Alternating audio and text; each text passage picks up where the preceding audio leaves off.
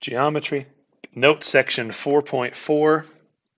Up to this point, we have learned corresponding parts of congruent triangles, definition of congruent triangles, CP-CTC. You need 6 pairs of corresponding parts. We learned 4 different postulates dealing with various parts of 2 triangles being congruent. In each case, there were 3 parts. So we had angle, angle, side. We had angle, side, angle. We had side, angle, side, and we had side, side, side. The 2 that didn't work were angle, angle, angle, and angle, side, side.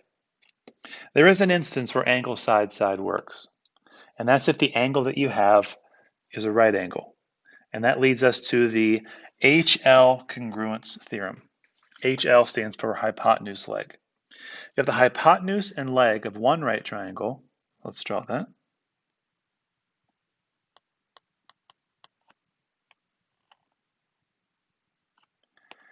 So it's a right triangle. We have a leg and a hypotenuse. Doesn't matter which leg.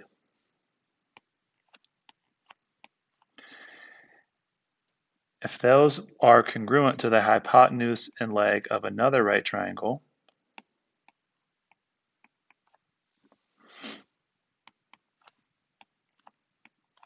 then the conclusion is those 2 triangles are congruent.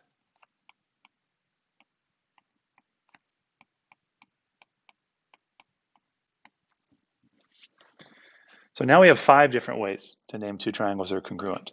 But this fifth way only applies to right triangles. You have to have a leg that's congruent to each other in each triangle, and the hypotenuses have to be congruent to each other. Let's do a proof. Given segment xj is congruent to segment hi, put those into your drawing. Given that segment xj is parallel to segment IH, which is also hi. Prove segment XH is congruent to segment JI. Now, in order to prove these are congruent, we're likely going to have to first prove that these 2 triangles are congruent to each other. So how can we do that? First step in a proof was already written for us, and that is a given. Do we know how these 2 triangles are congruent right now? I don't, so I'm not going to fill that in. If I knew it, I could put it in and try to work from that. So if I were to extend these parallel lines and look at this transversal, I think it's reasonable to assume that these 2 angles would be congruent because of the alternate interior angle theorem. So let's say that angle XJH is congruent to angle IHJ.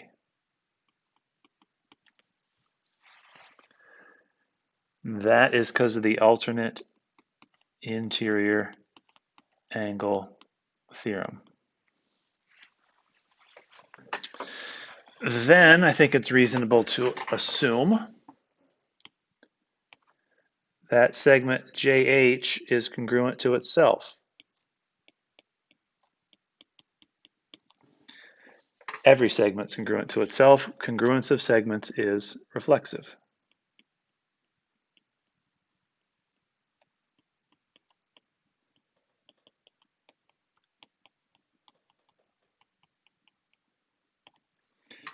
Now, once we've got that established, look and see what we have here.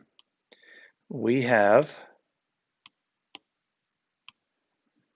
side, angle, side, side, angle, side. So now we can conclude these 2 triangles are congruent, and the order in which you name these matter. I'm going to start and say triangle XJH. So I went from no markings across the 1 dash and then went across the 2 dash.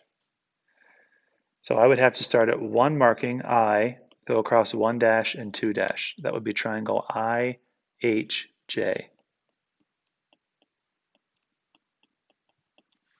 Reason, the side angle side congruency postulate. Once I've established that my 2 triangles are congruent, which I just did, Are segment X, H, and JI, X, H, and JI, are those corresponding parts? They sure are.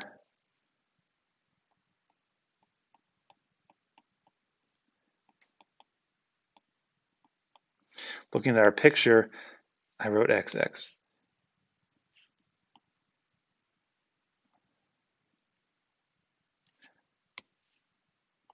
XH. Segment XH has no marks.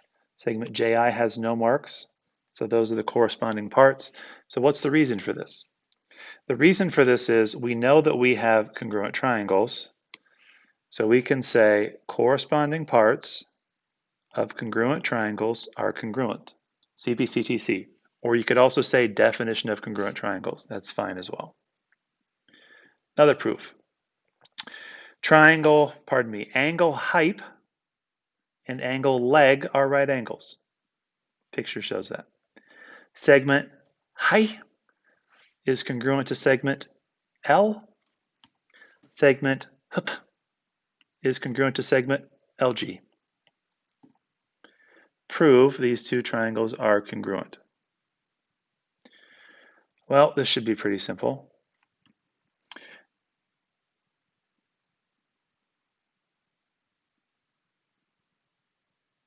In order for us to do this, we have to obviously write down what's given. We're just basically going to try to use the Hl theorem to do this. The Hl theorem says that you have a hypotenuse and leg that are congruent, and that it's a right triangle. Does it say any place this is a right triangle? No, but we have these right angles, so we can say triangle hype is a right triangle. Triangle leg is a right triangle. How do we know they're right triangles? Well, they have a right angle in them. Therefore, it's definition of a right triangle.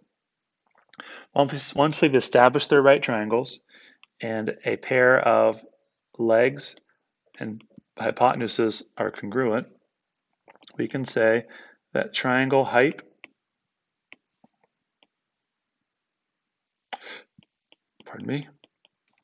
is congruent to triangle leg by the Hl congruency theorem. On the flip side, we got some review stuff from Algebra 1. Should go over this, get some review in. Solving this equation. On the right, we want to simplify it. Simplify it means get rid of parentheses and combine like terms. If I distribute the 3 using the distributive property, I'm going to get 26 is negative 7 plus 6x minus 12 minus x. If I combine like terms, minus 6x and a plus 6x and a minus x are like terms. That would be 5x. A minus 7 and a minus 12 are like terms. That's a minus 19. If I add 19 to both sides, I'm going to get 45 is 5x, and that gives us x is 9. This one below it, there's lots of ways to do this. I personally don't want to solve an equation in which there are fractions. So what would I do? I would multiply both sides of the fraction, both sides of the equation, I should say, by the denominators. What does that do for me? On the left, the 12's cancel. 12 divided by 12 is 1. On the right, the x's cancel. X divided by x is 1. So on the left, I'm going to get 5 times x, which is 5x. On the right, I get negative 8 times 12, which is negative 96. And if I divide both sides by 5, it doesn't go evenly, so I'll just leave it as negative 96 over 5. How do you graph a line? Well, if it's in slope-intercept form, which this is, you first put the y-intercept on, which is 0, 0. This slope says we're going to go down 3 to the right 2, or you can go up 3 and to the left 2. Either way, you're going to be on your line. I like to put as many points on as I can. Use your company issued straight edge. Please label your y-intercept, and we're done. This next one's in slope-intercept form, just written in a reverse order. This is the y-intercept of 1. Slope's the coefficient of x. That's a subtract 1. That's negative 1 over 1. So we go down 1 to the right 1, or we go up 1 to the left 1. Use your company issued straight edge. Make it a line. Please label the y-intercept. All right, multiply. We are using the distributive property twice. We're going to multiply 2x times both of those terms and negative 1 times both of those terms. 2x times 2x is 4x squared. 2x times 1 is a plus 2x. Negative 1 times 2x is a minus 2x. Negative 1 times 1 is negative 1. Those middle two terms are the same numbers, but they have opposite signs in front of them, so they cancel out. Factor this. If you're fortunate that it's a trinomial and the lead coefficient is 1, this is the easy type to factor. You're going to factor into two binomials. We're going to break this x squared apart evenly, x and x. We need two numbers that multiply to get 42. Same two numbers add to get 23. That's going to be a 2 and a 21. It just said to factor, didn't say to solve it. That concludes these notes. Have fun on the proofs.